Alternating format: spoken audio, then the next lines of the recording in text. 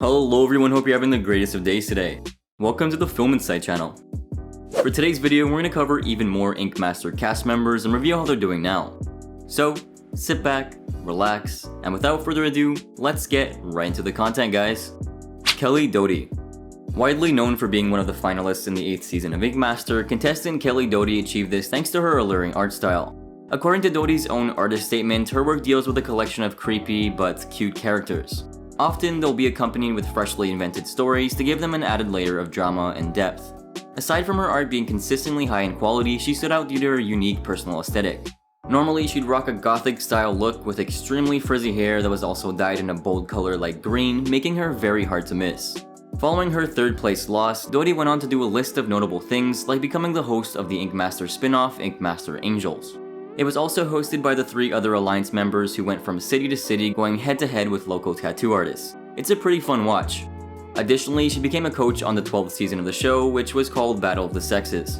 On the topic of sex, Doty's become a very outspoken advocate for gender equality, especially when it comes to the tattoo industry. Being a predominantly male-driven profession for decades, it's only recently been explored by women. While they once weren't as respected in the industry, thanks to vocal people like Doty, more and more women are finding success, which is amazing. Currently speaking, most of Doty's time and energy is being put into the gallery she co-owns with Kristen Welsh called Helheim Gallery. What's so amazing about this place is that it not only puts some talented artists on display, but is a majority female shop, which is truly inspiring. Thanks to the exposure she received on Ink Master, Doty also travels the world and has become quite the tattoo convention celebrity. In terms of her social media presence, she's amassed close to 600,000 followers on Instagram, and for good reason. There, she mostly shares the tattoos or art pieces she's working on, which always look jaw-droppingly beautiful, but will also direct her followers to certain fundraisers to fund worthy causes. Assuming you'd like to support this talented woman, even without getting a tattoo done, you could buy some of her artwork online. Offering things like posters, stickers, t-shirts, pins, and a lot more, we're sure you'll find something you like. We're really glad this talented woman is killing it. DJ Tambe. Who could really forget contestant DJ Tambe, who made Ink Master history by winning 2 separate times? First appearing in the 9th season of the show, Tambe was able to take on any style that was thrown at him, which is why he crushed the competition. On a personal level though, the talented artist was drawn more to tattoos that incorporated realism or were illustrative, but he still nailed everything else regardless. Coming right back into the competition for the 10th season as a coach, he proved to the world that he reigned supreme by winning a second time.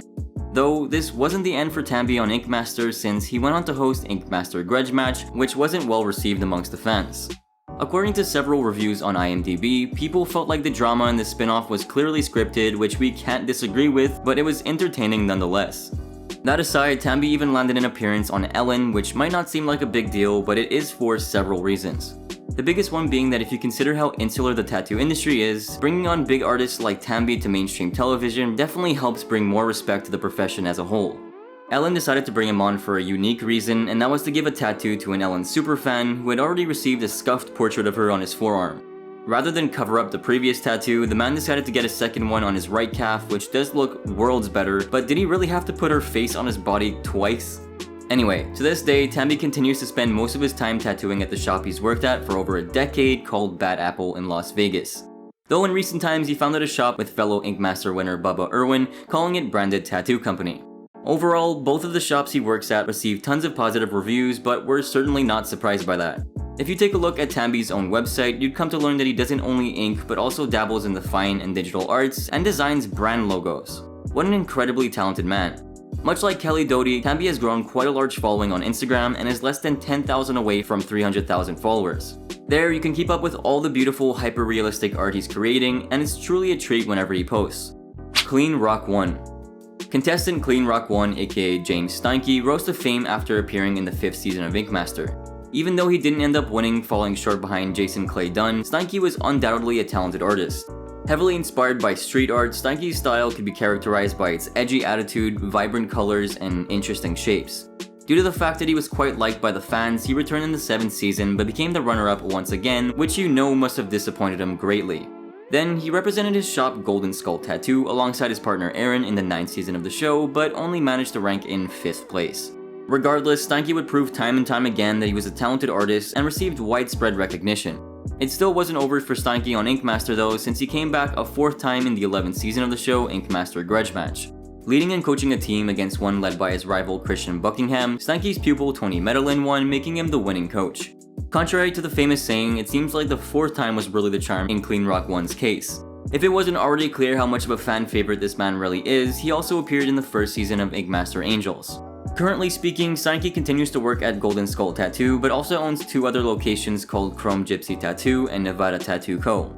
In terms of his social media presence, he runs a total of 4 accounts. 3 of them are for his businesses, and 1 is to document his personal life. Having over 400,000 followers collectively, it seems like his personal account is the one he's the most active on. There, you'll find him posting about a collection of things from his artwork to candid moments, and even sharing his political opinions. He also has a nicely designed website you can check out that not only allows you to book an appointment with him, but has tons of fantastic merch. Offering a whole slew of products like t-shirts, mugs, posters, cases, and more, we definitely recommend checking it out. It's great to see him doing so well. Daniel Silva. Debuting in the spin-off of the show Ink Master Angels, Daniel Silva proved to the world that you can succeed no matter how tough things get.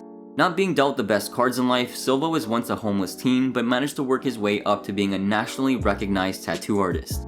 After securing a spot on the 10th season of the main Ink Master show, he managed to rank in 7th place, which is still pretty good.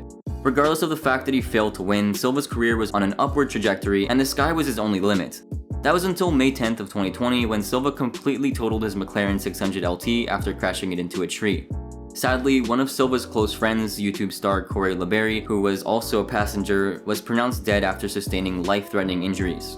According to the LAPD Media Relations Officer Mike Lopez, the 2 were heading back home after a party and were heavily intoxicated.